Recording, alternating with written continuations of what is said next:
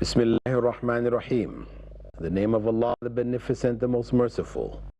I'd like to welcome you, dear viewers, to another episode of our program, Understanding the Qur'an. Assalamu alaikum wa rahmatullahi wa barakatuh. May Allah's peace and blessings be on each and every one of you. And in this segment, or this episode, we're continuing to look at the consequence for those who have suffered the greatest loss. Who are they? Allah told us in verse 103, which we looked at in our previous episode, that Prophet Muhammad ﷺ was to inform people, or to ask them, or to offer to tell them those who are in fact suffering the greatest loss with regards to their deeds. And in 104, the detail is given to us. Who are they who have suffered the greatest loss? Allah says there, الذين ضل سعيهم في الحياة الدنيا وهم يحسبون أنهم يحسنون صنعا. Those whose efforts are wasted in this life while thinking that they're doing well. Those who think that they're doing good, that what they're doing is beneficial and useful, but in fact it is wasted effort. As we mentioned earlier, some of the companions said that this was in reference to the Khawarij, the group which broke away from the main body of Muslims. The group which was from among the followers of Ali radiallahu anhu, who declared Ali to be a disbeliever and declared Muawiyah, with whom he was in disagreement, also a disbeliever, because of the fact that they sought to arbitrate their problem. They said, La hukma illa lillah. The decision should be left to Allah. Let's fight it out, and whoever wins is the one who Allah decided. Their interpretation of the verse of the Qur'an, an ignorant interpretation, not guided by teachings of the Prophet Muhammad ﷺ, because there were no companions from the Prophet ﷺ's followers among them. And they were advised that they are misinterpreting the Qur'an. Some of them, when they realized it, they came back. But a group remained, opposed, declaring believers to be disbelievers, and attacking them, revolting, murdering, massacring Muslims. We have elements of that today amongst us. Some Muslims take it upon themselves to declare other Muslims to be disbelievers. The mass of Muslims, the leaders of Muslims, scholars amongst Muslims are declared disbelievers simply because they don't agree with their point of view. They consider it to be obligatory to revolt against these rulers who they classified as disbelievers, simply because they're not applying Islamic law as it should be applied. Yes, this is a wrong, this is error, this is a mistake. Muslim rulers should apply Islamic law. This is Allah's command, this is the Sharia. However, if they fail to do so, for whatever reason, whether it is fear of loss of power, or fear of pressures from around them, from other nations, etc., personal loss they don't want, or whatever. Ignorance, wrong, but they fail to do so. Then what? Do they become disbelievers? No. This doesn't make them disbelievers. No more than an individual becomes a disbeliever for disobeying Allah. If we as individuals do acts which are against what Allah has commanded, does this make us a disbeliever? No. Though Allah does say, فَمَنْ لَمْ يَحْكُمْ بِمَا أَنزَلَ اللَّهُ فَأُولَٰئِكَ هُمُ الْكَافِرُونَ. Whoever does not judge by what Allah has revealed is a disbeliever. But Ibn Abbas clarified that this is kufr duna kufr. This is a lesser form of disbelief. This is disbelief in action. This is action of a disbeliever, but doesn't mean the person has become a disbeliever in their heart. No. This is an error. It's an act of disbelief, but the acts of disbelief don't make a person a disbeliever unless they, in their own hearts, have also disbelieved. On another occasion, when Ibn Abbas was asked about this, he said, this disbelief is not like a person who says he doesn't believe in Allah and the last day and the books and the angels, etc., etc. No. I mean, that person is a true disbeliever in that sense. Has truly become a disbeliever. But one who does an act of disbelief by not applying Allah's law does not become a disbeliever. And it is not permissible to revolt and to take on these rulers, to take out weapons against them, etc., to try to change the circumstance, because ultimately the corruption which comes from these actions is far greater than the good that we try to achieve. It is far greater. And in fact, here is a classical example, of people doing what they think is good because they rationalize it. These people have become disbelievers, we have the right to do this, but in fact what they do is create a great corruption. And all we have to do is look around us in the world today. What has happened in places like Algeria and Egypt and Syria, etc. Places where people have taken up arms, declaring people to be disbelievers. In some cases they may have been right. Places like Syria. But other places they were wrong. And what is the consequence? The consequence is greater evil, greater harm. So the Khawarij, they set a precedence of evil while claiming good, while believing good. The Khawarij, these people who broke away from the group of Ali, they were known for their righteousness. They prayed all night, they were known for their tahajjud, and they believed that if a person committed a major sin, that they became a disbeliever forever. There was no repentance from it. This is what they, yet, at the same time, they ended up massacring Muslims in the name of establishing some good.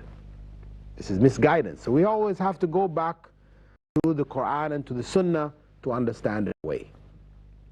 And the Prophet Musa had told us that we should not revolt against our rulers, even if they beat our backs and take our wealth, as long as they establish prayer. As long as prayer is available, people are not putting guns to your head, you cannot go to the mosque and pray anymore, so on and so forth. As long as you are able to establish, this is the foundation of the faith. As long as the basic pillars of Islam are in practice, then it's not permissible, because such revolts will create far greater harm than any benefit people imagine can be taken from them. So the Khawarij were described on one hand, but on the other hand, the Christians and the Jews were described by some of the companions as falling into this category. Why? Because they are involved in doing good, things which they consider to be good. However, the benefit for them in the next life is cancelled. There is no real benefit, it is wasted if they don't have the correct belief. If they reject the truth of Islam, the teachings of Islam, they know it, they reject it, then whatever good they do in this life will be of no real benefit. And ultimately, when we go back to look at deeds which are done by someone who knows a truth but rejects it, we find that such deeds tend to be done for other purposes, either to influence others. You find people who will be charitable not because they want to please God, want to do a good thing, but because they want to gain influence over others. I give you money, you are obliged to do me favors. I can call on you when I need you because I've done this for you. This kind of approach. Or people do things to be seen, so they may be referred to as, oh, such as a righteous person, very good. They're a knowledgeable person or a generous person. They do it for the sake of glory, admiration. And Prophet Musa had said among the first 3 people to be put in the hellfire will be a martyr who dies in battle And he will be questioned about what he did with the skills which Allah gave him. And he says that I fought and died for your sake, O Allah. And Allah will say to him, no, you did so that people will refer to you as a brave warrior. And they did that. Nothing for you in the hellfire. He'll be dragged off on his face and thrown in hell. Similarly, one who will be generous, giving all of his wealth, giving away his wealth left and right. On the Day of Judgment, Allah will question him what he did with the wealth, and he will say, I gave this wealth for your pleasure, O Allah. And Allah will say, no. You gave it so people would say, what a generous person this person is. This has become actually deeply rooted in some communities, among some peoples and families, where they will invite 2, 3 people to eat, and they will bring all this food, way more than they can possibly eat, you know. Generosity, but really it is wastage, it's show. No, we invite people, give them the food which is sufficient, don't waste.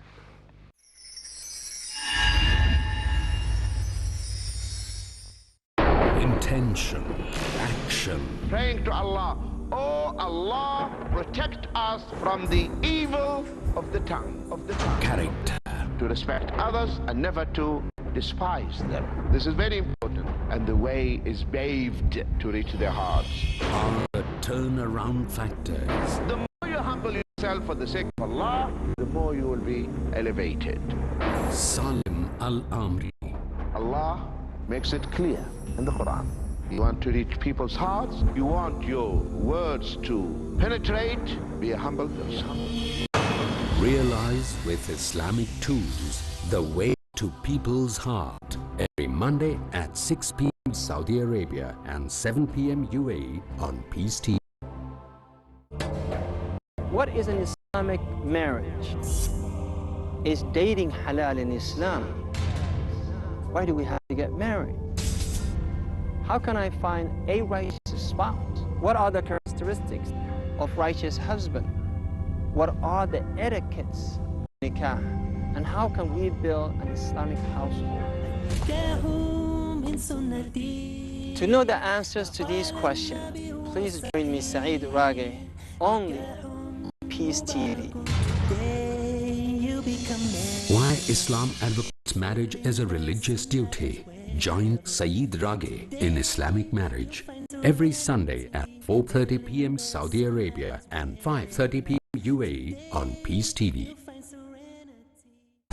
Islam, the true religion. Islam is the deen of Allah.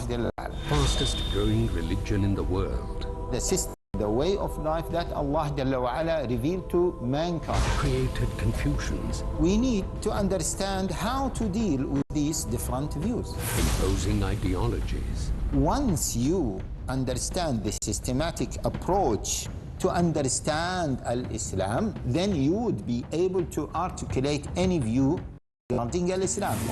Haitham al-Haddad explained the right way to understand Islam. We know that Islam is the truth, but we are unable to convey this truth for others. Principles of Understanding Islam every Thursday at 11:30 p.m. Saudi Arabia and 12:30 a.m. UAE on Peace TV.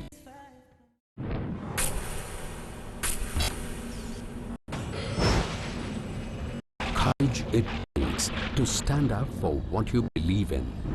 Courage it takes to be true and righteous. Courage it takes to dare and answer your question, be they social, political, economic, educational, or religious.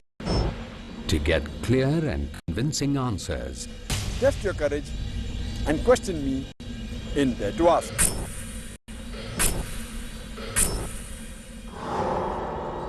Dare to Ask, next on Peace TV.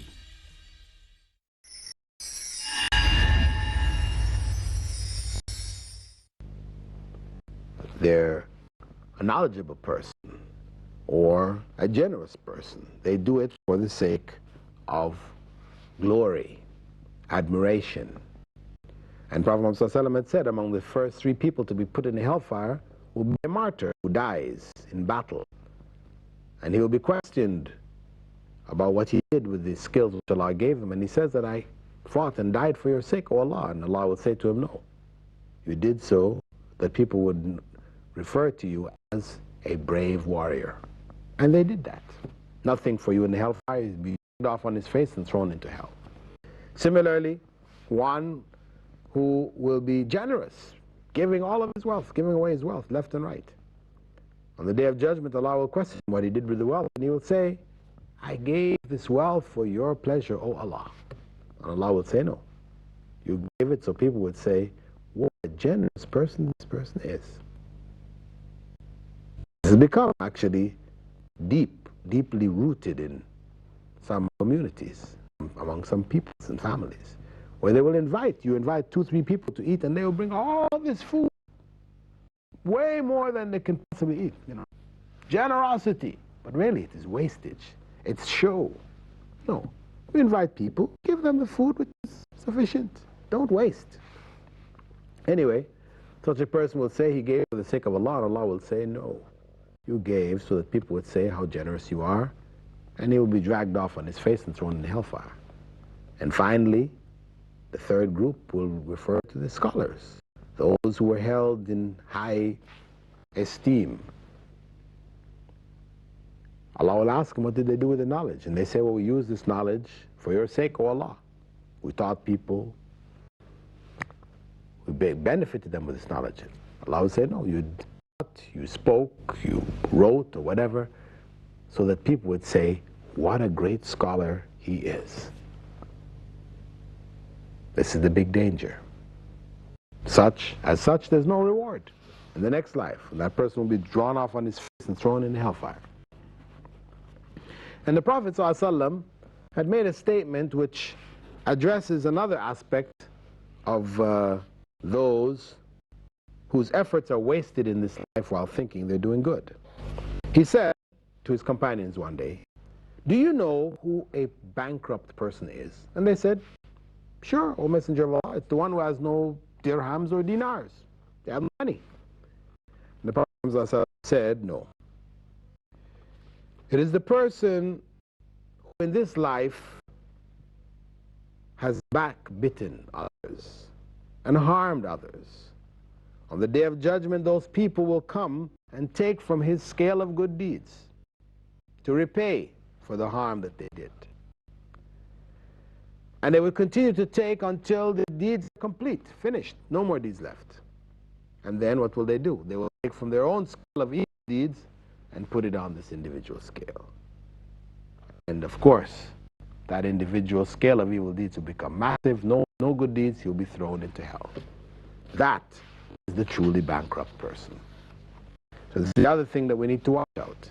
Where you do good deeds, which may be sincerely good deeds, but destroyed by other evil deeds, by backbiting. And evil deeds destroy good deeds. Though Allah says, "Innal hasanat yudhibna sayyi'at," that righteous deeds erase evil deeds. Similarly, they don't have the same power, but they ultimately can eat away and destroy good, like good does to evil. Because Allah has multiplied the value of good. One good deed is worth 10 times its weight and more. One good deed will destroy 10 evil deeds. So the good is much more powerful, but the evil, when it builds up, it has that cumulative effect of also destroying good. So we have to be very careful. That's why Allah tells us in the Qur'an, don't destroy your charity by holding it over others. You've done people favors, you help them, then to remind them of those favors. No, this destroys the good that you've done.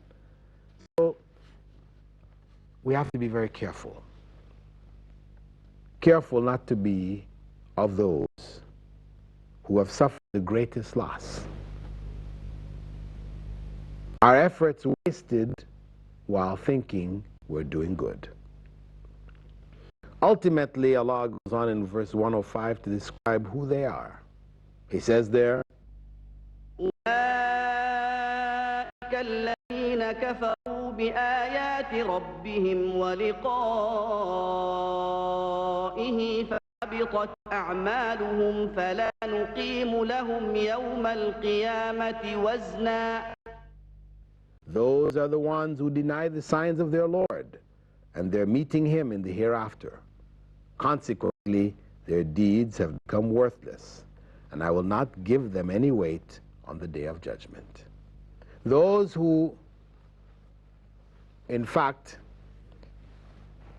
do acts of evil while doing acts of good, they have denied the judgment and the meeting of their Lord. Because how can one consistently go ahead and do evil knowing that you're going to have to stand before God and answer for it? So a person has to deny that. It may not be denial in the sense that he stands in front of us and says, hey, I don't believe in any judgment and so on and so. He might say, I believe. But in reality, in the depths of his heart, he doesn't believe. He or she does not really believe. And that's why they can consistently go about doing evil. So such people who deny the signs, because there will be signs placed in each and every individual's life. You know, even though a person goes astray and does whatever he does, Allah will not leave them alone. He will give them opportunities to find their way back to the correct path. They will be given ample opportunities, but such people will deny the signs. The signs of Allah in their lives, they will deny them. And also, they deny that they have to be judged in practice, though they may say so openly. Such people, Allah says, their deeds become worthless and will have no weight on the day of judgment. Their deeds will have no weight on judgment. It will not benefit them because the essential faith was missing.